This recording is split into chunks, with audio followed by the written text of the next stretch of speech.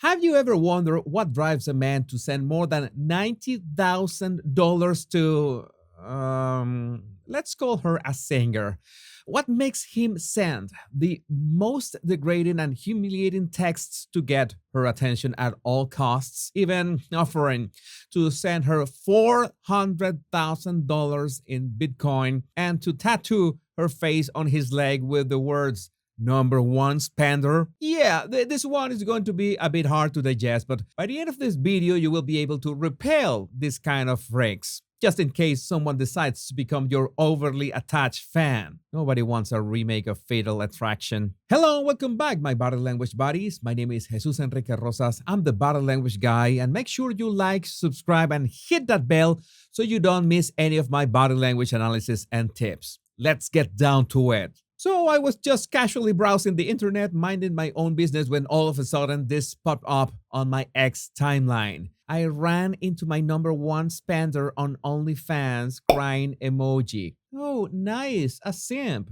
For those of you who were born before the Clash split, a simp is an online term used to describe a man who is overly submissive or attentive to a woman, often in the hope of winning her affection or favor. My first impression from their body language is that she was less than thrilled to meet the guy, which, it has to be said, if a guy like this spends $60,000 sending tips in just 1 month, you can be sure that this was not a random encounter. Yes, most probably we are entering stalking territory here. And it doesn't help that our guy has a shirt that says, "If I die, delete my browser history." Well, that's quite telling. On top of that, those glasses he's wearing are the Snapchat-enabled ones with tiny cameras that do what cameras do, record video. I hope he turns them off when he goes to the bathroom. So our cute asymmetric couple story would have ended there if it wasn't for the girl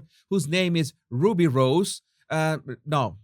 Not that Ruby Rose. Yes, I was confused at first. But a Ruby Rose with 5 million subscribers on Instagram and looks like your usual twerking auto-tune machine. This picture of her in London is quite representative of her talent. And things got out of control when she shared a video with a barrage of texts that are overly attached crypto bro. I know he is a crypto bro because he calls himself a crypto whale looking for a queen. Well, these texts, I think the FBI should take a look at this guy's laptop. Trigger warning. We are entering a pure cringe area, so make sure you wear your cringe hazard vests. This is just the beginning. Why aren't you answering me? I thought we had a genuine connection. Ruby, why aren't you answering me? I have invested so much money into our relationship. I am in love with you. Why won't you love me? Yeah, this is the first mistake. Men like this assume that since he has thrown money at a woman, then she must fall in love with him. Isn't that what women want? A provider?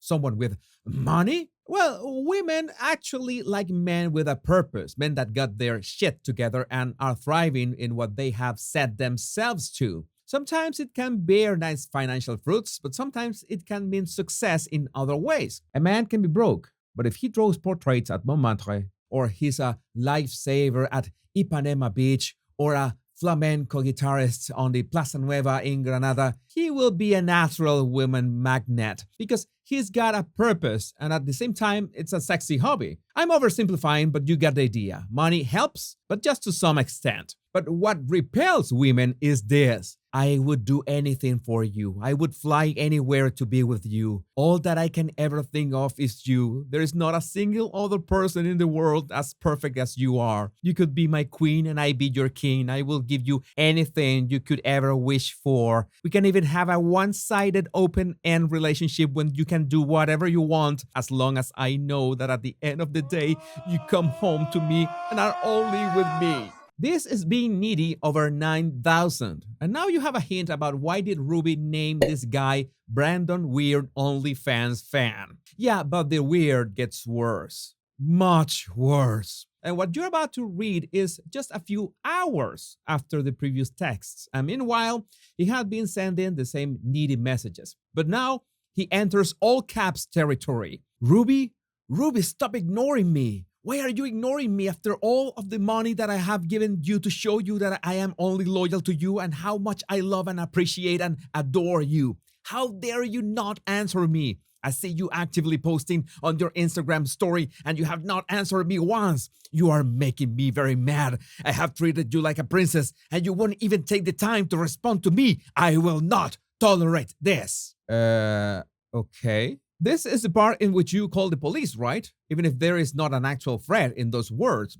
you can tell that where Brandon is going to do something like something reckless. A few minutes later, I am sorry for getting mad at you. I did not mean to. I shouldn't have, but the love I have for you causes me to get very emotional, especially about you. I love you so much, Ruby. You are my world, my rock, my queen, my everything. There's nothing that I wouldn't do to make you the happiest little princess in the whole world. So, you might have noticed a pattern, right? We got a very submissive text first, then some kind of a threat in all caps, and then back to a submissive text apologizing. This is consistent with the emotional roller coaster that an overly attached person can show in the span of hours or even minutes. This tells you that the person lacks emotional regulation, and most importantly, that they have tied their happiness, their fulfillment, their joy, whatever they call it, to this person. Remember the term simp. It also implies putting the object of affection on a pedestal, sometimes to the point of being self-deprecating or disregarding one's own self-respect. And since sometimes a man will only see his own value in terms of money, they will think that the only way to get that love and attention they crave is to, well, you guess it, throw more money at the lady in question. And throw money he did. I even spent 30,000 more on you since we met because I thought we had something genuine and real. Oh yes, my mistake. I forgot to tell you that all this exchange... Oh wait, it's not really an exchange, it's just a barrage of texts from one side. But weird Brandon began sending those texts after this casual random meeting. So where Brandon's tally is inching close to $100,000. And that's when he makes the ultimate move for love. I will send you 10 Bitcoin right now if you answer me. That is worth almost 400,000. All you have to do is respond to me with one word, Ruby. Please, I need your attention. I need to make sure that my kitten is safe. My kitten is safe. What the... But we haven't hit rock bottom yet.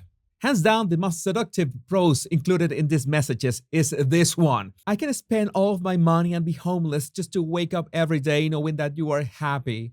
I can watch you do the horizontal mambo with other men just to pleasure your needs.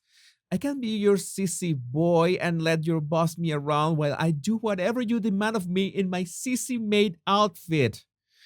I will do anything at any cost just to make you happy and just to be in the same room that you are breathing in. Jesus Christ! Maybe he also wants to wear her face? Now, in clinical terms, this situation can be confused with disorders such as erotomania, when someone believes that another person, usually of higher status or a celebrity, is in love with them, despite clear evidence to the contrary. We can also mention obsessive love disorder, when a person becomes overly attached or obsessed by another, which can produce behaviors that are controlling, possessive, or self-degrading, just to maintain that affection or attention. I can be your sissy boy.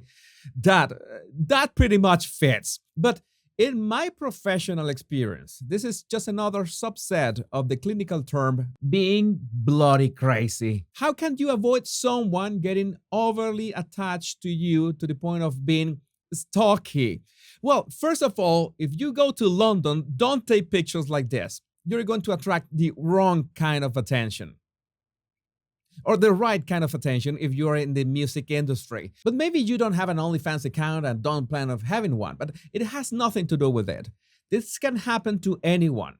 In principle, you need to understand that this over-attachment starts with a transaction.